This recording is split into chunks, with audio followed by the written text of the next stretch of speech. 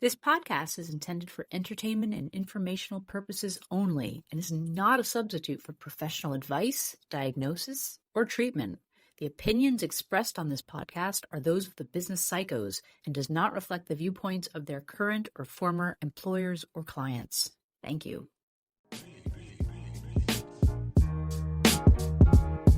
It's the business psychos, and today we're gonna talk it out. The podcast about what execs shouldn't talk about. Connecting executives and those who aspire. We're here to have a conversation, yeah, we're gonna light the fire. It's the business psychos. Yeah. The business psychos. Hey, Katie. Nice to be back. I'm excited about the show today. I'm excited. I had some concerns about this show when I saw the topic. We are about real talk here, but I had some nervousness until we jumped into the topic. I think what we're talking about today is massively important. 1,000%. I agree this one was tricky, and I don't think I would have even considered doing it if it wasn't for the fact that 3 different listeners asked us to cover this topic. But before we get into all of that, I want to say that this and our next episode are focused on gender experiences in the workplace. Because our show is fairly short length, we're not going to boil the ocean, to throw in a stale business axiom. So we're intentionally keeping the scope of the conversation narrow. This is done for production reasons, not out of any denial or ignorance that there are many, many gender and sexual orientation dynamics which come into play at work. At some point in the future, we can cover more of these topics on the show. But today, we are talking about men at work. As I said, I received emails from 2 different female execs in large corporates here in the US, and both sent remarkably similar personal stories around challenges with their male bosses.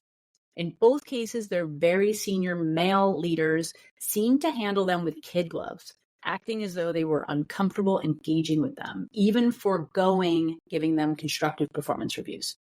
And then at the same time, I had dinner with an old work colleague who holds a prominent role in a mid-sized tech company and is also a fan of the show. During dinner, he shared some of the challenges he was having as a leader of a large global team. He was seeing his direct reports struggling with interpersonal dynamics, especially his male managers with female employees. Me and my friend talked about how unusual it is for people to receive coaching on these types of issues. In my experience, people dance around having a real conversation about this for the very reason I was initially nervous about this episode. I will add that this is a 2-part series on gender dynamics. Our next show will start the discussion on women's issues. I would stress again that we're starting the conversation. As you alluded to, Mary, these topics are vast and complex, but we're going there. Let's start the conversation. And we'll be right back. I was consulting in a tech company, and they brought me in because they were concerned about the optics of being over 80% men. And they cared about bringing more women into the culture. In a meeting with them, there was a chat about making the office more enjoyable and appealing. And they started talking about bringing in like a video batting cage type of thing, a golf driving simulator, and one of those things where you shoot basketball free throws. It was so evident to me that they had no concept that they were talking about creating a man cave. And I want to emphasize, these were really conscious people who really cared about diversifying the environment. But further to that, there's a kind of deeper thing that can be boiled down to terms like chick versus bro.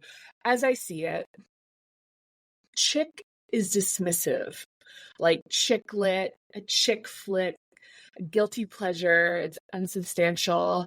It's silly and romantic and like, sort of like cotton candy. Bro is cool. It's sporty, funny, competitive, strong, substantial. Attributes associated with like bro match those associated with professional attributes. And so-called chick things have this implicit factor of being like unserious, maybe a little embarrassing and childish, like sitting at a little table to have a tea party with your daughter. It's like obvious, like why they brought you in.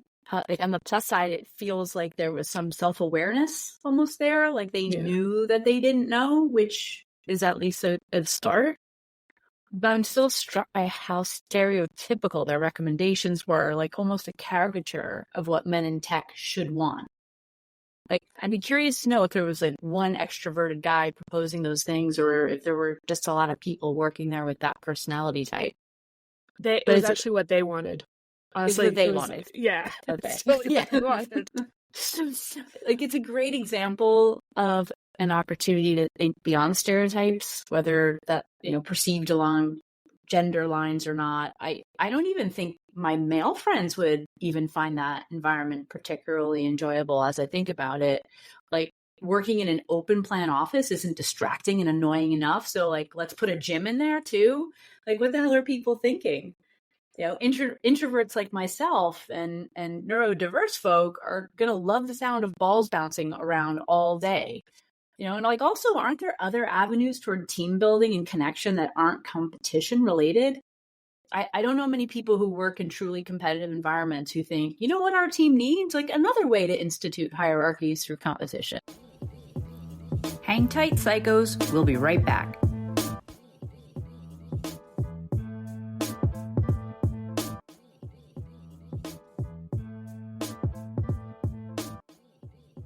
A female friend of mine who's a corporate lawyer shared her frustrations with me about her male boss, the CEO of a mid-sized financial institution here in the US. The woman, who I'll call Sarah, described her boss, who we'll call Bruce, as being a smart, effective leader who ran the business pragmatically. At the time we spoke, Sarah had been working for Bruce for 3 years. She made a point of stressing to me that he wasn't a bad guy and was liked by all. Sarah was the only woman on Bruce's operating committee.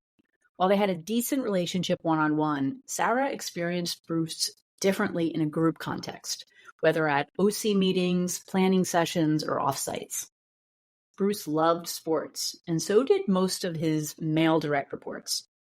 Sarah described to me how most Monday morning OC meetings began with someone, sometimes Bruce himself, opening the meeting with commentary about how their local football or basketball or baseball, whatever the season was, game went.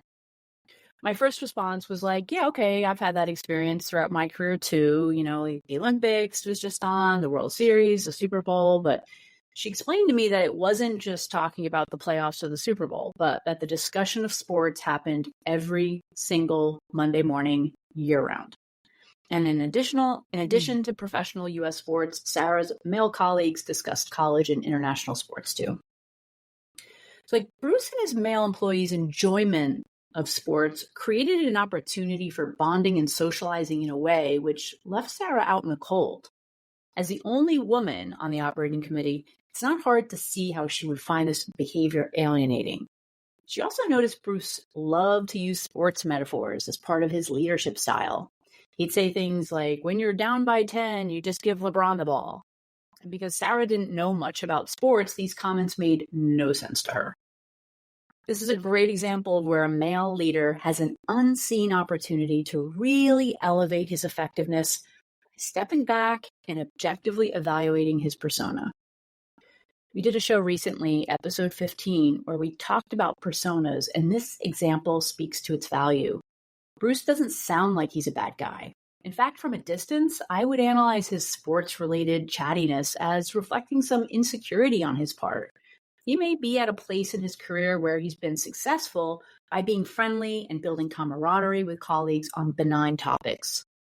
But as a CEO of a diverse team, he may not be aware that this behavior might telegraph nervousness or lack of confidence, or how it might alienate members of his staff who aren't really into sports. And while Sarah is a woman, it's also worth noting that some men don't care about sports either. And they might feel even more alienated in this kind of culture since they carry societal and gender expectations that go with it. True. Bruce will be more effective when he builds a strong, connected leadership team and learns how to communicate sentiment and concepts in more accessible ways. Most everyone listening has experienced the sometimes awkward first 5 minutes of a call where in most Western cultures, people warm up by discussing pleasantries while waiting for all participants to join. It's human nature to feel uncomfortable in these situations. The gap can make us feel self-conscious, as well as give us a communication cue to fill the silence and remove any doubt of disinterest or disagreement. In my experience, filling silences in these work scenarios can be very performative. Personally, I'm a huge fan of talking about weather because it's super relatable and easy to cut off at a moment's notice. But sometimes these silences can actually be filled with more substantive dialogue, conversations which build connections and rapport between people. Now, this is good. Rapport building is great, unless it consistently excludes people, as in this example. So CEO Bruce is attempting to telegraph approachability, lightheartedness, and even some vulnerability through disclosing information about his personal hobbies and interests. His over-reliance on sports is due to his historic comfort level with the topic. He's missing the opportunity for all of his employees to relate to him and to understand his perspective. He's also creating a dynamic on his operating committee where there's a growing disconnect between some of his direct reports who have similar interests to him and those who do not. There's a great example of Friends. I have to throw in something about TV, Katie, based exactly on this. I looked it up. It's season 5, episode 18, and it's aptly titled The One Where Rachel Smokes. So Rachel's feeling left out because her peer is getting a lot of time with their boss because the two women take regular smoke breaks throughout the day. All this time together is giving Rachel's colleague an advantage over her because the boss is sharing information and even making decisions without her involvement. So Rachel starts smoking so she can be part of the club. And it actually works for a while until she starts feeling terrible and is tired of all her clothes reeking of smoke.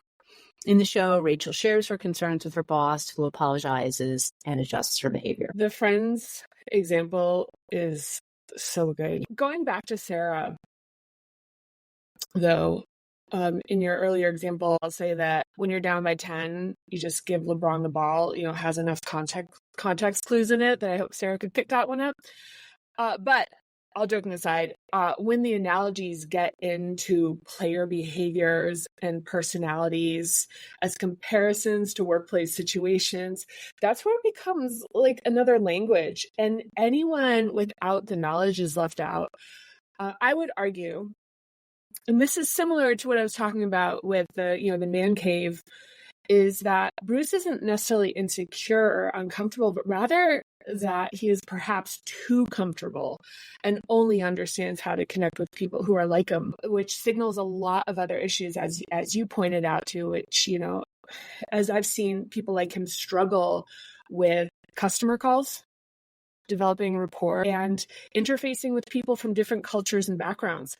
And when they can't connect, because there is the relative position of power, the employee winds up taking the hit in political capital and access to opportunity. At its core, the example of using sports talk has lack of understanding of what an analogy is and how to use it effectively. A couple companies ago, there was this guy he was a peer on my leadership team who used combat analogies.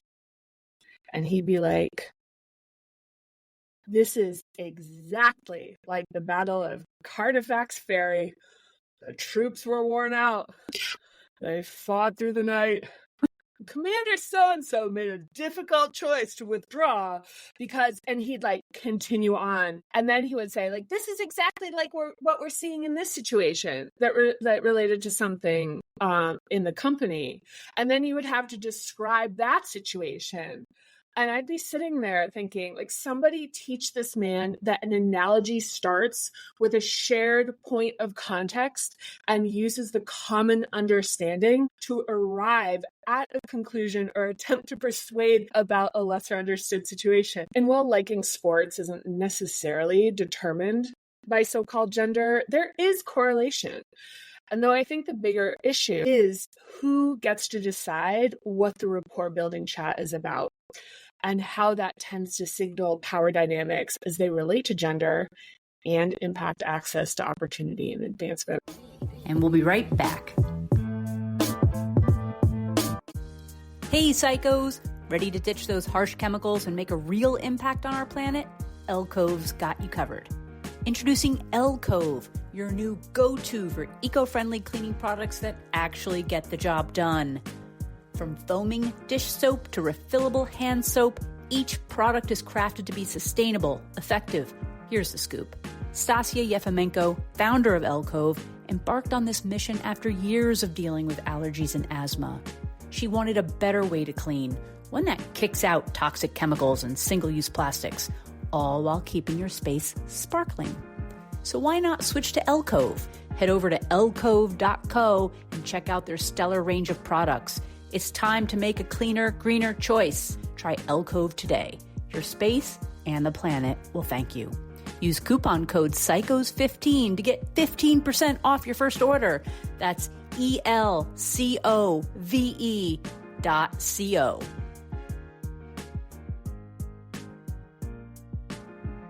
Here are 3 tips or advice points for men who want to work more effectively with women. These involve some introspection and self-awareness, so they're not for everyone, but if they are for you, here they are. First, examine your beliefs about women. Who are the most influential females in your life, and what roles did they play? If women have made you feel embarrassed or ashamed in your life, think about when and how, and consider how that experience may still be impacting you. Second tip, surface the value you believe women bring and examine if it's hard for you to think beyond gendering and stereotyping behaviors. Examples include things on the surface that may seem like compliments, such as like, they keep us from being Neanderthals, or they warm up the office environment, or even they can't handle tough conversations. I don't want to make them cry. And third, as far as I'm concerned, there is absolutely a difference between men and women. And whatever the position is on the biological impact, how we are socialized seals the deal. So if women are less likely to be assertive, try to understand it doesn't represent an inherent weakness, but rather a conditioned pattern that gets continuously reinforced without supportive mentors, bosses, and colleagues. I wrote about gender and identity in my book, The Cardigan Method. There is a more nuanced conversation about binary and respecting people's gender identity that extends beyond the scope of this conversation. Listeners, do you have any thoughts on this? We want to hear from you. Woo! This is heavy stuff. Go and grab a coffee. Hang tight. We'll be right back.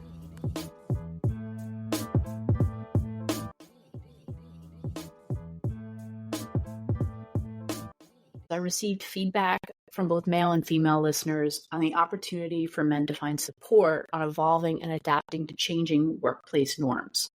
Men who have support and resources to grow become better colleagues to both other men and women, which can lead to healthier workplace cultures, more productive workforces, and successful employees.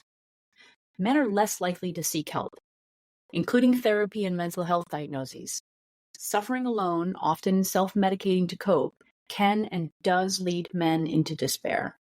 In 2023, the CDC reported male suicide rates were 4 times the rate of women.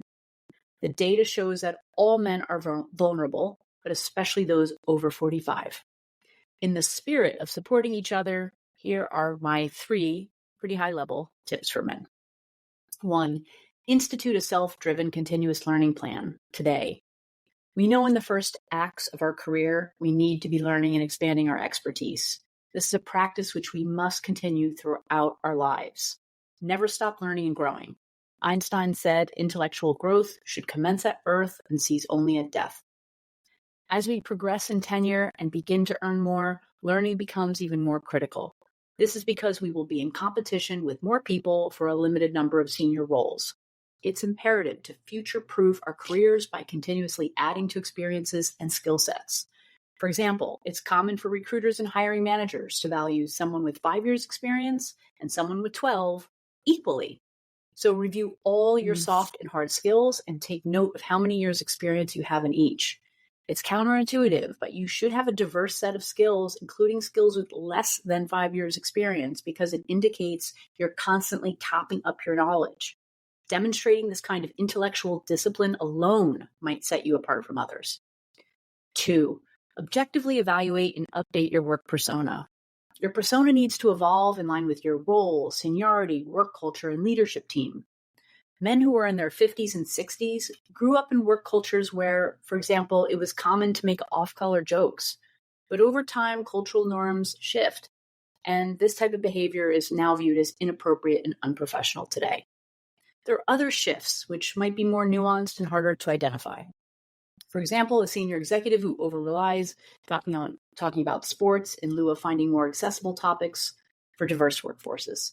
Unless you're working in the sports industry, it's likely that you're communicating in a narrow and limited way and potentially alienating members of your team.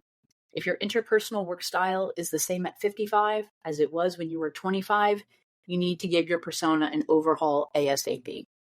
In my work at MChalv Advisory, I offer executive coaching programs on persona design, as well as coaching services specifically for men. And finally, tip 3, build emotional intelligence and internal capacities through personal development work. True knowledge comes through a deep understanding of ourselves. This isn't because you're bad or broken, but because this is the human experience.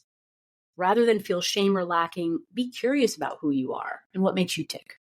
Armed with self-knowledge, you'll feel more confident and resilient to evolve and adapt in ways which will better serve you. These adjustments will compound over time. Almost immediately, you'll start to experience positive feedback in both your personal and professional lives. Self-awareness can release you from suffering by providing insight into your thoughts, emotions, and behaviors, all of which allows for better coping mechanisms and personal growth. You'll understand your triggers, learn how to regulate your emotions, increase your resilience, improve your relationships, and the felt experience of being authentic and alive in the present moment. I have heard from multiple senior leaders that their very senior male bosses are uncomfortable delivering honest performance feedback and constructive criticism. Their perception is that their male boss is scared to hurt their feelings or is scared of being perceived as being harassing in some way. In these instances, men may need support in learning how others experience them and how to deliver difficult messages in a way which retains the dignity of the other. Unless these men find support to learn how to grow beyond this self-protective behavior, they will continue to rob their female employees of the mentorship and development guidance which will ultimately help them meet expectations and grow. Personal development can occur through self-study, therapy, coaching, or any combination of those things. Begin the process of self-discovery however you feel most comfortable and try new things over time, adjusting based on what works for you. Carl Jung said, "The privilege of a lifetime is to become who you truly are." And that is my wish for you, to become who you truly are and to achieve the limitless potential of your dreams. Thanks for tuning in. Did you find this episode interesting? Please take a moment to rate and review us on YouTube or your podcast platform of choice. Your feedback not only helps us improve, but ensures you never miss an episode. Plus, your support helps us reach more listeners and bring you even more great content. Oh, and don't keep the good stuff to yourself. Share the love by sending this episode to the folks in your life who might benefit from it. We love building our community and would be thrilled to have them join us. Can't get enough Business Psychos? Get news, behind-the-scenes content, and random commentary, not to mention pictures of Katie's cat, by following us on Instagram and Facebook at Business Psychos Pod. Thanks again for listening.